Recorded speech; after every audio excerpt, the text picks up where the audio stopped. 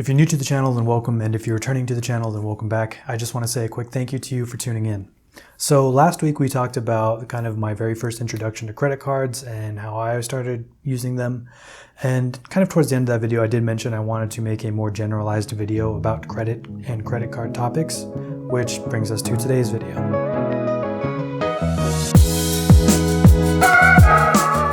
Now, if you're someone who's already very knowledgeable about credit and credit cards, then this video is not going to apply to you. I probably can't help you because you have a JP Morgan Reserve card and you already are getting the best interest rate on your loans. You have a great credit score and you know how to play the credit game. So if that's you and you already know what to do, just click off of this video. It's not going to be any use to you. However, if you're someone who is new to credit, you're thinking about getting a credit card, maybe you even have one already that you haven't activated or pulled the sticker off of yet, you just don't know how to use it effectively, or maybe you're just, like me, you just like to learn about these different topics and you're just getting started, then this video is going to be helpful for you. Now, whenever I'm kind of learning about any brand new topic on the internet or just doing any kind of research, I like to start at what I consider to be the beginning. And in this case, the beginning would be to define what credit is, right? What is credit? And anytime I'm looking specifically at finance topics, I like to use Investopedia.com because I think they just do a lot of great articles and a lot of great writing that can really help introduce a finance topic or a concept to you in an easy to digest way. Now, specifically when it comes to credit, Investopedia.com kind of gives two useful definitions. Their first definition of credit is generally defined as an agreement between a lender and a borrower who promises to repay the lender at a later date, generally with interest. The second definition is credit also refers to an individual or business's credit worthiness or credit history. So here we kind of have two representations of credit, and these are the two that I'm going to cover here in this video. For the first definition, you can really think of it as credit as a service. So what does that mean? Kind of sticking to their definition, there are lenders and there are borrowers. For our purposes, you, the viewer, or me, myself, applying for a credit card would be the borrower. And the lender would be a company like, say, Capital One. But with that convenience of being able to spread out payments and borrow that money and being able to pay up front using that credit, you generally have to pay interest, which is typically expressed as a percentage. So let's just say you get a loan for $1,000 that has a 5% interest rate. That 5% is going to be added to the loan amount, which means when you end up paying off that loan back to the lender, you pay a total of $1,050. Now, for the second definition where they describe credit worthiness or credit history, you can kind of think of that as like credit as a concept or credit as an idea. It's really a representation of your ability to wield credit. Now, why does this exist? Well, credit card companies and just credit companies that are issuing out loans to, hundreds of thousands or millions of customers, they need a way to figure out how reliable you are when it comes to paying back money. And having something like a credit score or credit history or credit worthiness is a way for them to quickly determine how reliable you are going to be when it comes to paying back the money that they're lending you. So now that we've kind of defined the two definitions of credit, right? The number one being kind of credit as a service, loans and credit cards, and the second definition being kind of credit as a concept to measure your credit history or credit worthiness, which is usually expressed as a credit score, we should talk about what are the common ways that people use credit. Now, just sticking to definition number one, the most commonly used forms of credit are going to be loans and credit cards. I would say, credit cards are probably the most common, but loans obviously are very popular as well. So kind of digging a little bit into these two forms of credit use, what are credit cards? I think we all kind of have a pretty good idea of what credit cards are, right? They're these cards that are issued out by credit companies with some kind of spending limit on them, and you can use them to make transactions as long as you don't exceed the spending limit. And each month you pay a bill, there's usually some kind of minimum payment that you have to make each month, and you're charged interest each time that you're carrying a balance from month to month on that card. Now, interest rates on credit cards tend to be pretty high. I would say anywhere from like 10 to 25%. And one possible reason for that is because they're generally a lower balance, a lower spending limit than, say, a loan. So you're using them frequently, and because it's a smaller amount, for them to squeeze out as much extra money as they can, they're going to charge you a higher interest rate. Loans are the other form of credit that's most commonly used, and here you should be really kind of thinking of personal loans, home loans, a car loan, student loans, anything where you're really pulling out a lump sum of cash. And I'm talking here tens of thousands or even hundreds of thousands of dollars. Now, this is also typically paid back, month to month in the same way that credit cards are.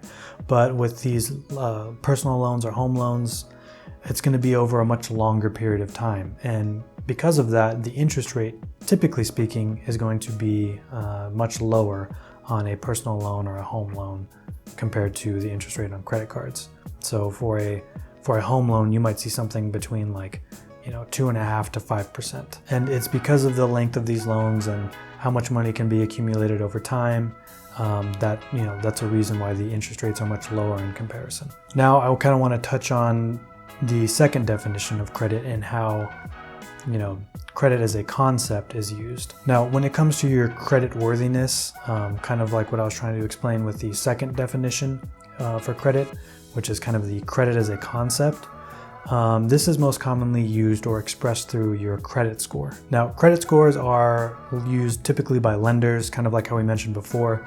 It's a way for them to determine how reliable you are as a borrower. If you have a high credit score, that means a company who's going to issue a loan or a credit card or approve you for those kinds of things. If you have a high credit score, they're more likely to approve you because they're looking at that and seeing, hey, this is someone that is going to reliably pay back the money that we're letting them borrow. And of course, this also works in the reverse, right? If you have a low credit score, you're seen as a riskier borrower and you're less likely to get approved for better credit cards that have a bunch of great benefits, or getting a home loan or an auto loan or any kind of personal loan if you have a low credit score. Lenders aren't the only ones that are looking at your credit score, your credit history, right? Your cell phone company can look at it. Utility provider can look at it, or your apartment complex, if you're applying for an apartment, is going to do a credit check on you.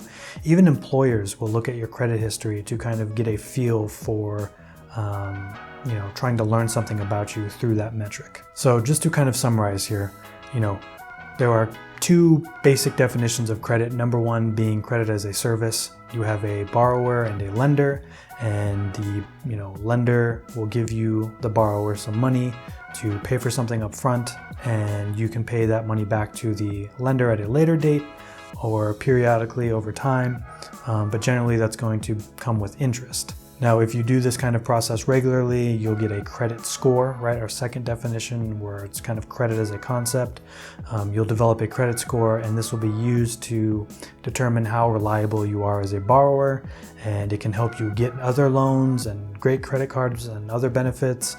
Or if you're not very good or effective at wielding credit, it can also hurt you, where you'll be denied for loans and denied for credit cards, just flat out. So why is credit even useful? Why would you want to go through the process of getting credit cards and getting loans and developing a credit score?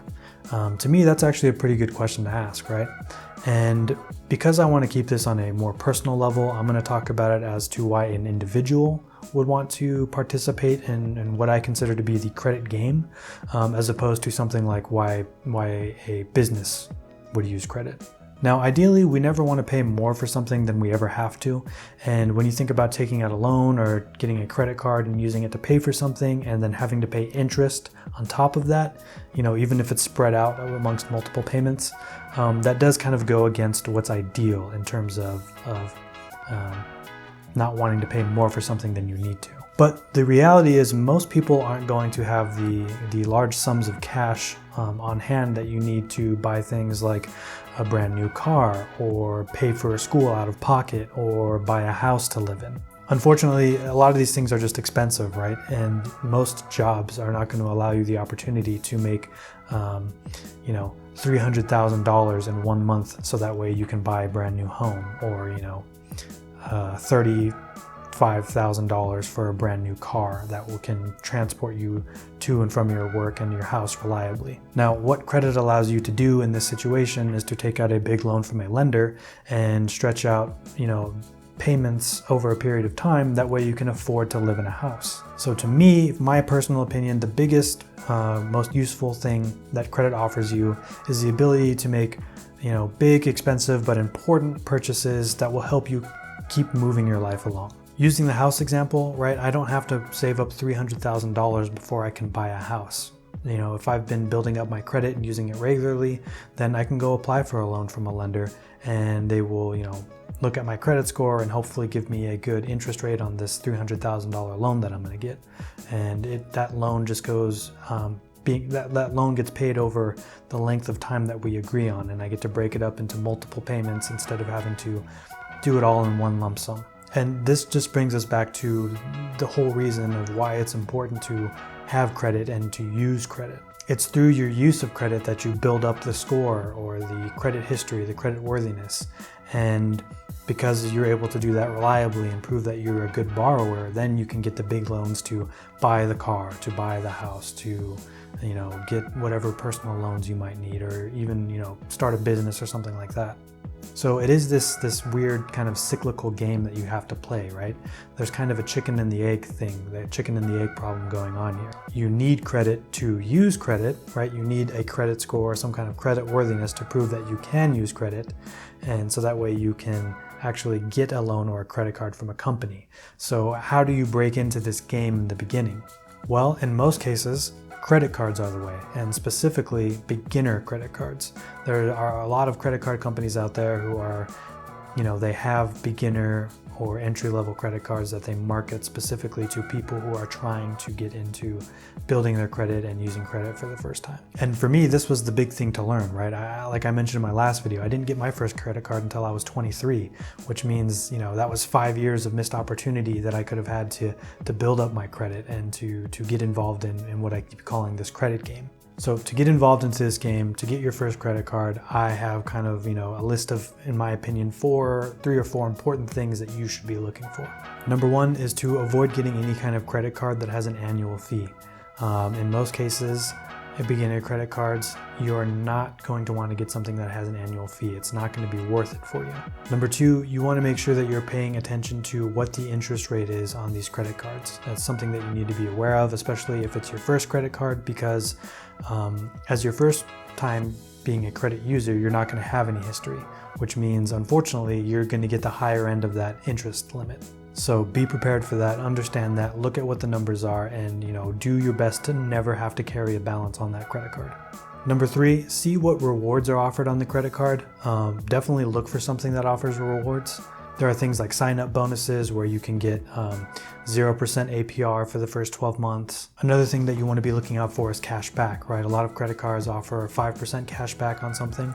For example, my Discover card offers 5% cash back on kind of rotating services throughout the year. It could be, department stores, restaurants. It could be transportation like Uber or Lyft, gas purchases, groceries. And on top of that, most credit cards are going to offer usually a 1% cash back on everything else, all other purchases. So at the very least, you can just think of, using a credit card, if you're paying it off every month, as a way to get a 1% discount on everything. Another option that you might consider, especially if it's your first credit card, is getting a secured credit card. This is just a credit card where the spending limit is backed by a deposit.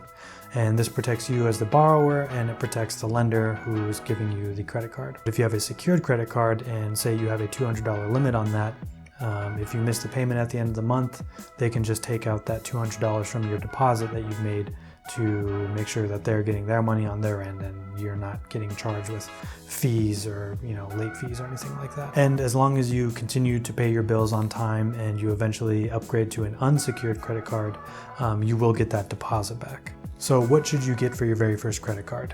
Let me just start by saying this is just my personal opinion. Really what you should be doing is doing research like this, right? You're watching this video and learning about credit and credit cards.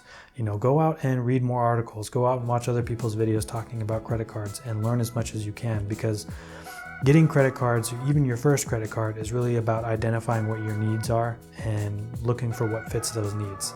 Now for me, my very first credit card, was the Discover It card, and that's typically a great recommendation for a beginner or entry-level credit card. And that's because it really checks all of the boxes that we just talked about. And this is a card that I still use even to this day. I remember when I applied for it, I got approved quickly, and it was something that was easy to acquire. And that was with me having zero credit history or credit score or anything like that. Again, that's just my personal opinion. That's just what worked for me. And Discover has not asked me or sponsored me in any way to say that. Now, if you've made it this far into the video, that's great, because we're about to talk about the most important things when it comes to having and using a credit card. All of these kind of tips and strategies that I'm about to mention have helped me personally avoid any of the common pitfalls when it comes to using credit cards, and it's also helped me improve very quickly my credit score and maintain it at a high credit score. The big thing is that you need to make a game plan for using your credit card. First and foremost, you need to make sure that you never ever miss or make a late payment on your credit card, okay? Because nothing hurts your credit score or your credit usage more than missing or making a late payment, right? You're getting hit with probably some kind of late fee for missing the payment. You're generating interest on that balance that you're carrying on the card for that month, and you're also negatively impacting your credit score, which is going to also hurt you in the long run when it comes to getting other forms of credit. So number one, always pay on time. Number two, make sure that you're always paying off your entire balance each month, right? This should be really easy to do on a first credit card, because the only purchases that you should be making when you're just getting started are your normal purchases that you would make every month anyway, right? Things like your groceries, your transportation, so your gas, and maybe if you like to eat out once or twice a week, then that's fine to put on your credit card as well. These should just be normal everyday purchases that you make throughout the course of the month, and you want to pay off that entire balance each month, which shouldn't be more expensive than your normal expenses. Just reiterating that again, you want to pay off your full balance each month, so that way you're not getting charged interest month to month by carrying a balance on that card. Number three, make sure that you check your account, your credit card account, online at least twice a week. The two big things that this helps you with is that it's going to make sure that you're looking and mentally logging your transactions, so you're seeing what you're spending money on. And number two, by getting in the habit of doing this, it's going to help ensure that you never miss a payment. And last tip here, last strategy, is to never go above 25% of your utilization. Now, utilization is just the way that they measure how much of your credit is being used compared to your total credit availability. So if you have a $1,000 spending limit on your credit card and you already have a $500 balance on it, then your credit utilization is at 50%. So you want to avoid going to a high utilization, again above 25%, for two reasons. Number one is that a high utilization impacts your credit score negatively, right? High utilization, lower credit score. The second and potentially even bigger reason is that it will help protect you against ever nearing your spending limit or your credit limit, or ever exceeding it, right?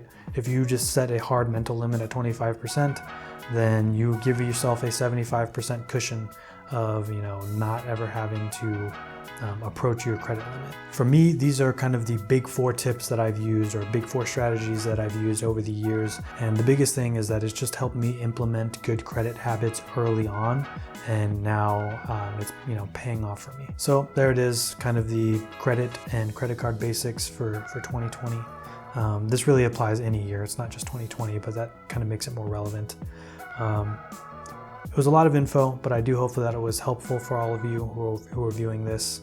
And as always, if you want to see more content like this, like and comment down below.